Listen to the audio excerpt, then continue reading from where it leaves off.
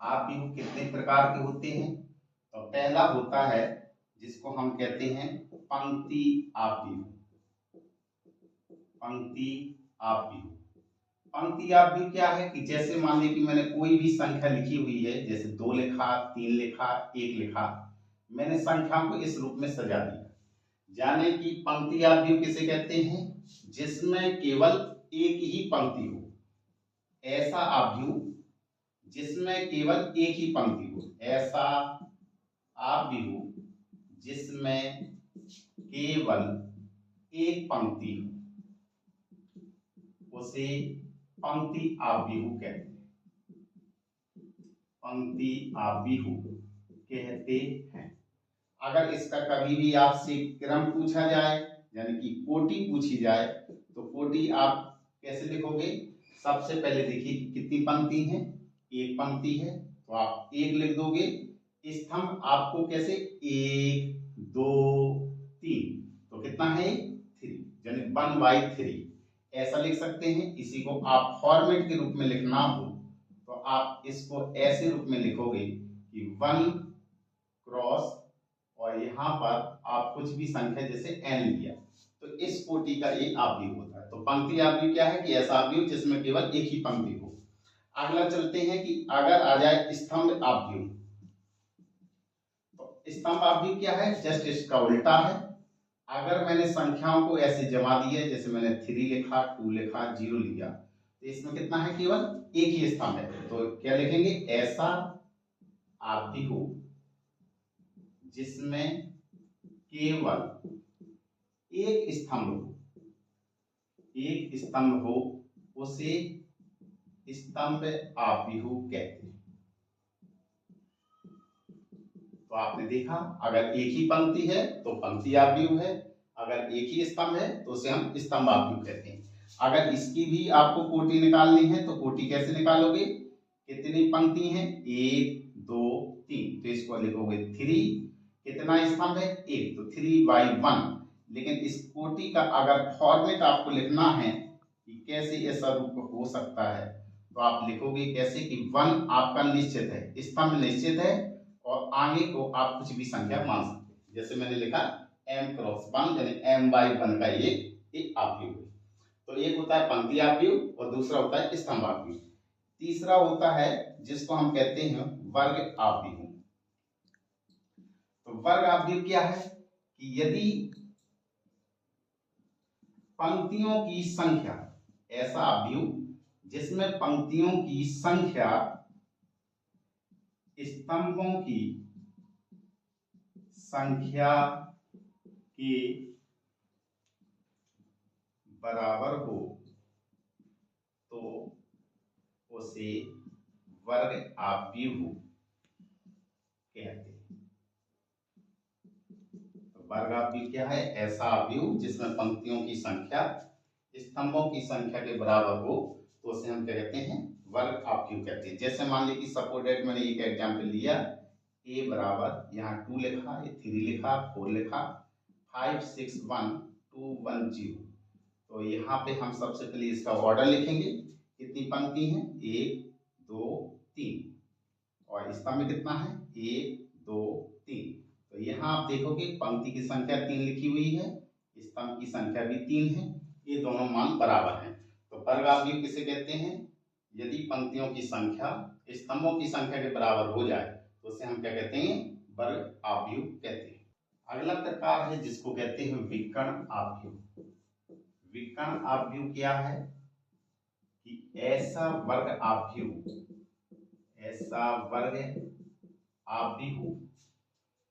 जिसमें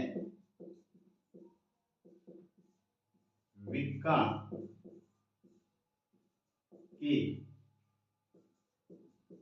अवयवों को छोड़कर शेष अवयव शून्य, उसे विकर्ण आव्यूह कहते हैं। विकर्ण आव्यूह कहते हैं। जैसे कि मान लीजिए कि मैंने एक एग्जाम्पल लिया और मैंने लिखा a बराबर लिखा हुआ है जीरो। और इसमें मैंने कहा है विकर्ण अवयव किसे कहते हैं, ऐसा अवयव जिसमें विकर्ण के अवयवों को छोड़कर शेष अवयव क्या हो, जीरो हो। तो जैसे मैंने मान लिया कि ये लिखा हुआ है 3 0 0, यहाँ पे मैंने 0 लिखा, यहाँ 2 लिखा है, यहाँ पे मैंने 0 लिख दिया, 0 0, और यहाँ पे मैंने 5 लिखा। तो आप यहाँ पे देख रहे होंगे सभी अवयव जीरो हैं। सिर्फ आपका क्या है कि जो ये विकर्ण दिए गए हैं इनके मान कुछ ना कुछ दिए गए हैं। तो अगर वर्ग और कैसा अवयव होना चाहिए, वर्ग अवयव होना चाहिए, उसी को हम क्या कहेंगे, विकर्ण अवयव। विकर्ण अवयव क्या होगा कि विकर्णों को अवयवों को छोड़कर शेष सभी मान क्या हो, जीरो हो। तो इसका क्रम भी लिखेंगे हम, जैसे एक पंक्ति है, दो पंक्ति, तीन पंक्ति, और स्तंभ में कितनी है, 1 2 3। तो एक वर्ग अवयव है, और वर्ग अवयव एक क्या होता है, विकर्ण अवयव होता है। लेकिन विकर्ण अवयव कब होगा, जब उसके विकर्ण के अवयवों को छोड़कर शेष सभी अवयव क्या हो जाए, जीरो हो जाए। एक होता है इसी क्रम में जिसको हम कहते हैं अदिश अवयव। अदिश अवयव, अदिश अवयव क्या है कि जैसे मान ली कि सपोज दैट मैंने एक एग्जांपल लिया कि a बराबर, यहां पर मैंने लिखा 5 0 0 0 5 0 0 0 5। तो आप क्या कहोगे, अदिश अवयव क्या है कि ऐसा वर्ग अवयव, ऐसा वर्ग अवयव जिसमें विकर्ण के सभी अवयव,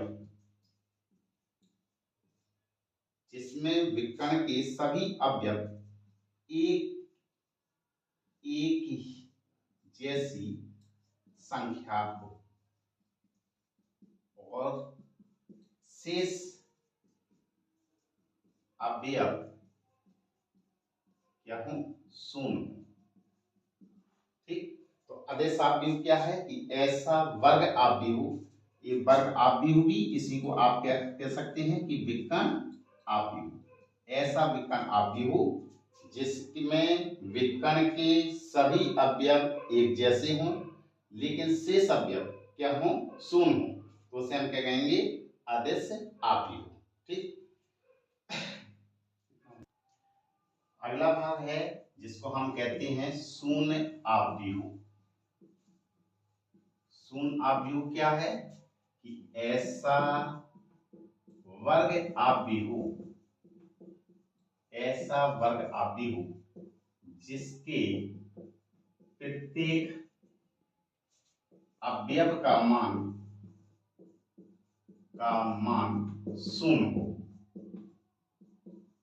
उसे शून्य अवयव कहते हैं।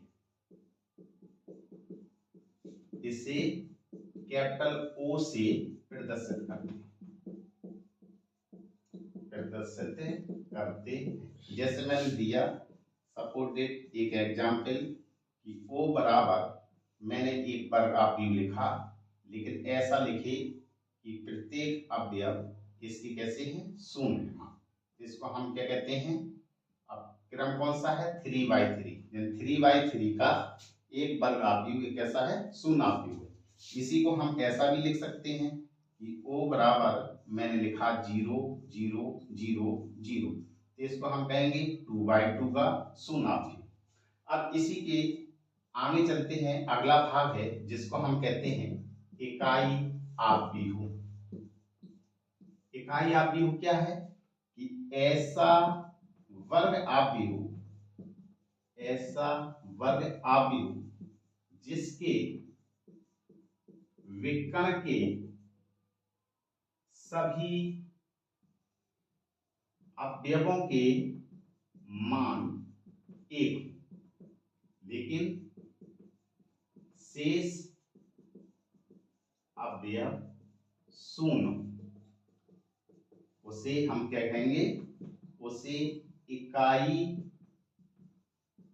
अवयव कहते हैं। इसे आई से प्रदर्शित करते हैं, आई से प्रदर्शित करते हैं। जैसे मैंने मान लिया कि सपोज डेट एक एग्जाम्पल दिया कि i बराबर मैंने लिखा 1 0 0 1, तो इसको हम कहेंगे कौन से क्रम का है, 1 2 2 पंक्ति है, कितने स्तंभ है, 1 2, तो 2 by 2 का है। तो यहाँ पे जो i है इसको हम कहेंगे i2। इसी क्रम में अगर मैंने i को लिखा ऐसे कि यहाँ पे मैंने 1 लिखा 0 0 0 1 0 0 0 1, तो आप यहाँ पे देखें कि इसके विकर्ण सभी मान एक ही है, ठीक है, एक ही जैसे हैं और एक ही मान लिखा हुआ है।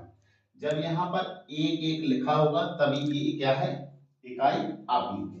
ये कौन से क्रम का है, 1 2 3, और स्तंभ कितने हैं, 1 2 3, ये 3 by 3 का है, इसीलिए इसको कौन सा क्रम लिखेंगे, I3। ठीक, तो आपने देखा कि आव्यूह किसे कहते हैं,